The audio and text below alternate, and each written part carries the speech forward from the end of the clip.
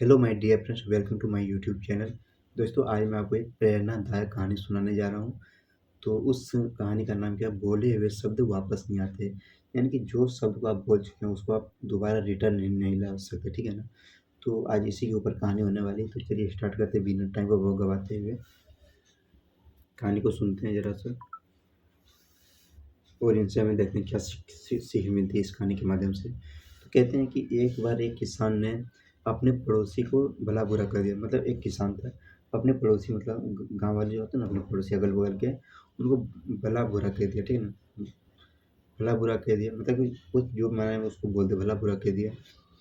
पर जब बाद में उसने अपनी गलती का एहसास हुआ, जब जो किसान था, जो पड़ोसी को भला बुरा कह दिया, लेकिन उसको बाद में पछतावा होने लगा कि मुझे ऐसा नहीं बोलना चाहिए था।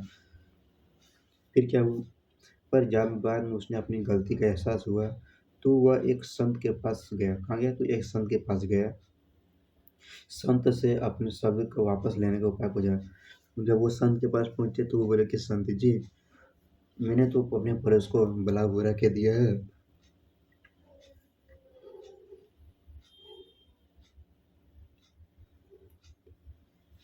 कृपया मेरी बोली गई वाणी को वापस कर दें।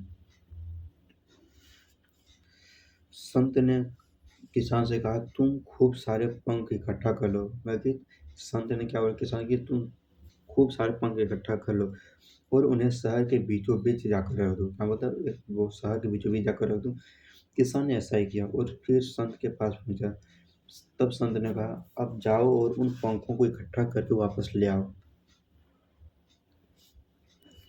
किसान वापस गया, पर तब तक सारे पंख हवा से इधर उधर उड़ चुके थे और किसान खाली हाथ संत के पास पहुंचा। तब संत ने उससे कहा कि ठीक ऐसा ही तुम्हारे द्वारा कहे गए शब्दों के साथ होता है। तुम आसानी से इन्हें अपने मुख से निकाल तो सकते हो, पर चाहकर भी वापस नहीं ला सकते। कहानी छोटी है लेकिन बहुत बड़ी सीख दी जा रही है। क्या था, एक किसान था जो कि अपने पड़ोस को क्या भला बुरा जब कह दिया, तो वो सोचा कि मैंने तो इन्हें भला बुरा कह दिया, तो मैं अपने जो भी मैंने वचन बोला इसको मैं वापस लाऊंगा। तो वो क्या कि एक संत के पास गए। जब संत के पास गए तो उन्होंने संत ने किसान को क्या बोला कि ये काम करो, अपना वाप अगर तुम्हें अपनी वाणी को वापस लाना है तो एक काम करो, तुम जो है पर बहुत सारे पंख इकट्ठा कर लो, चाहे किसी पक्षी का पंख हो, इकट्ठा कर लिया, ठीक है ना। तो वो बोला कि एक बीच सड़क पे छोड़ दो, जाके उसको बीच सड़क पे छोड़ दिया, मतलब वहाँ पे रख दिया। फिर प्रातः क्या हुआ, बोला कि संत मैंने ऐसा कर दिया। किसान ने बोला संत से कि संत जी, जैसा आपने कहा मैंने वैसा कर दिया। बोला कि ठीक है, कर दिया तो बहुत अच्छी बात है, और फिर एक काम करो, तुम जाओ वहीं पे जहाँ पे तुम पंख को डाला था। तो जब किसान वहाँ पे पहुँचा तो देखा कि वहाँ तो एक भी पंख नहीं है। वो निराश होगा धीरे धीरे संत के पास आया। बोले, गुरु जी, मैंने वहाँ गया तो एक भी मुझे अथी पंख नज़र नहीं आया, तो अब आगे मुझे क्या करना चाहिए? तो संत ने बड़ा प्यार से बोला कि देखो, जिस प्रकार पंख न एक एक भी पंख सड़क पर न रहा हवा के झोंके से, ठीक उसी प्रकार जब तुम अपनी वाणी से गलत शब्द निकाल ही दिए हो, तो ये वापस इसे लाना मुश्किल ही नामुमकिन है। इस कहानी से हमें यही सीख मिलती है कि दूसरों को कुछ बोलने से पहले अपने भीतर के मन में कुछ झाँक लें, क्या मैं सही बोलने जा रहा हूँ या गलत बोलने जा रहा हूँ? तभी आप एक अच्छे और आदर्श मेल कहलाओगे, अन्यथा कहलाने के लिए कोई हक नहीं है, ठीक है ना। इसीलिए कोई भी कार्य या कोई भी काम करने से पहले, काम को जानना चाहिए या बोलने से पहले उस बात को समझ लीजिएगा कि क्या हम बोलने जा रहे हैं। अगर आपके बोलने से किसी व्यक्ति को तकलीफ हो रही है, तो समझ लीजिए आप कटु वचन बोले। कैसा बोले? तो कटु वचन बोले, इसलिए तो वो नाराज़ हो रहे हैं। अगर आप सत्य और सही वचन बोलेंगे, तो क्या आपसे कोई भी व्यक्ति नज़रअंदाज करें? नहीं, आपको एक सम्मान भाव से देखेंगे, ठीक है ना। तो ये थी कहानी। चलिए इसमें ये कहानी पूरी एडिट करते हैं हम थोड़ा सा।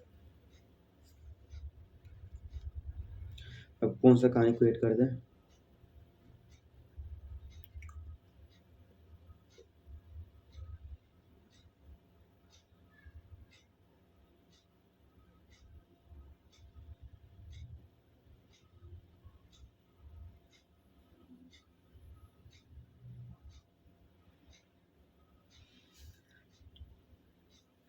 और फिर क्या हुआ?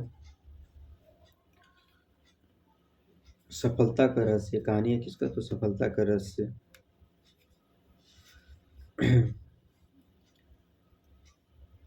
एक बार एक नौजवान लड़के ने मुस्कुराते से पूछा सुकरात से पूछा कि सफलता का रहस्य क्या है।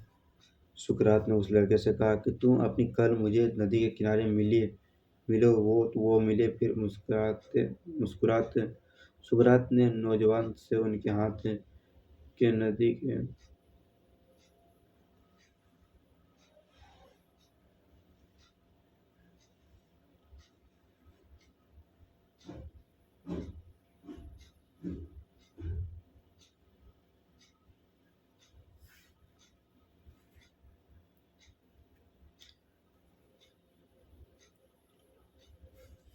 सुकरात ने उस लड़के से कहा कि तुम कल मुझे नदी के किनारे मिलो वो मिले। फिर सुकरात ने नौजवान से उनके साथ नदी की तरफ बढ़ने को कहा और जब आगे बढ़ते बढ़ते पानी गले तक पहुंच गया तभी अचानक सुकरात ने उस लड़के का सर पकड़ के पानी में डुबो दिया। लड़का बाहर निकलने के लिए संघर्ष करने लगा लेकिन सुकरात ताकतवर थे और उसे तब तक डुबोए रखे जब तक कि वो नीला नहीं पड़ने लगा। फिर सुकरात ने उसके सर पर पानी से बाहर निकाल दिया और बाहर से निकलते ही जो चीज़ उस लड़के से न सबसे पहले की वो थी हँसते हाँफते तेजी से सांस लिया।